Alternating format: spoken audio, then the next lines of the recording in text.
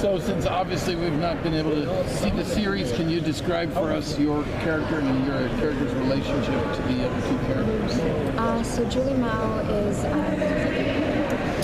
she is an earther, and she comes from a very privileged background in life and comforts. She comes from one of the most powerful and most wealthiest families in the galaxy, and she ends up leaving her life of wealth, the comforts, to fight for something that she ends up believing in passionately and fighting for the betterment of people.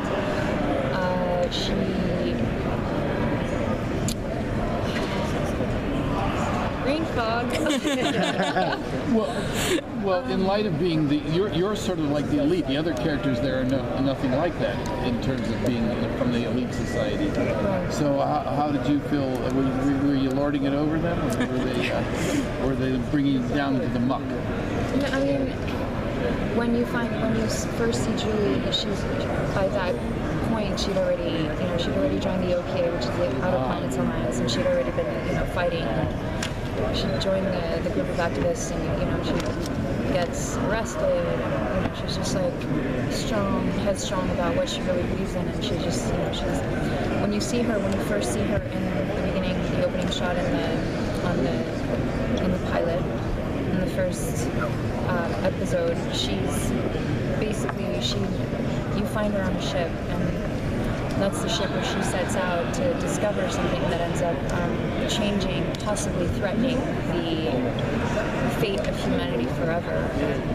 What that is, can't really tell you. She ends up setting, Thomas's character and Steve's character basically just set out searching for her, and the mystery of what it is that she knows. Now you say your character comes from wealth and then goes off and leaves all that to fight for a cause. Can you tell us anything about this particular cause, or what exactly this activism is? It's basically just fair treatment of the people. Just for instance, a lot of the people that are living on the on Ceres and on Mars and the outer planets don't have as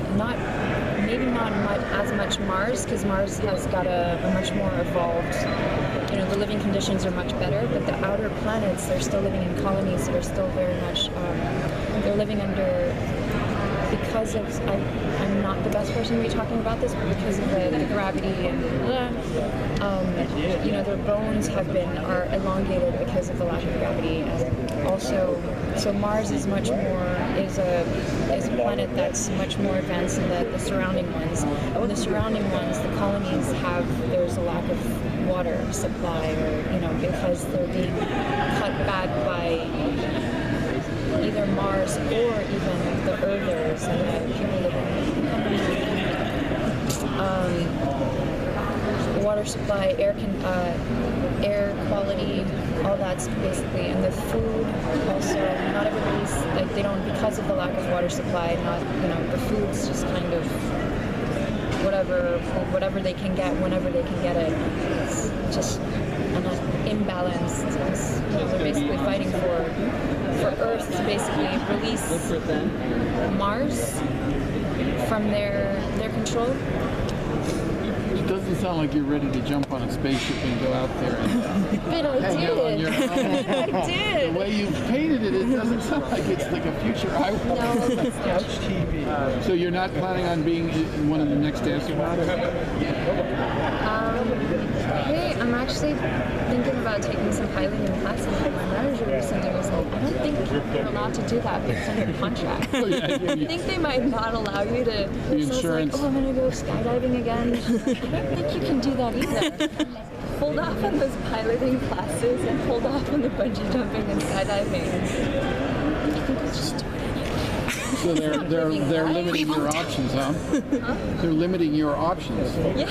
Do you have any funny or quirky stories you can tell us that happen on set, or anything that between you and the cast, or anything that's? You know what it is? Sadly for me, I spent my entire time alone. So can't really talk about anybody else. Except for just, flying through my shots while I was, my harnesses, like shooting the 0G shots. That was incredibly fun for me. Meanwhile, the producers, the writers behind the screens, after I'd done shooting those scenes, they were like, she's gonna hurt herself. Are you sure that's all right? Because I'm so high on adrenaline. And, just the scenes are just incredibly, I don't know, I just felt really passionate about them. What it is I was going through my head while being held captive in my little locker. And, just trying to break free from that. I did might have done some damage to the boxes or the wood or the sets. They're like, maybe this is not good. Did you read the books? Did they have you read the So books? I've read book 1. I'm on book 2 right now. I've taken a little break. I'm wondering if because book 1 was a little tricky while we were shooting and we were going through the script, sometimes you don't really want to go too ahead of yourself because a lot of the stuff doesn't really end up in the scripts, and so it ends up being a little bit confusing.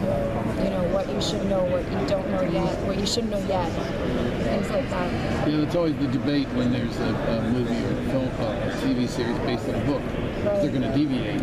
Then you go, why isn't that scene?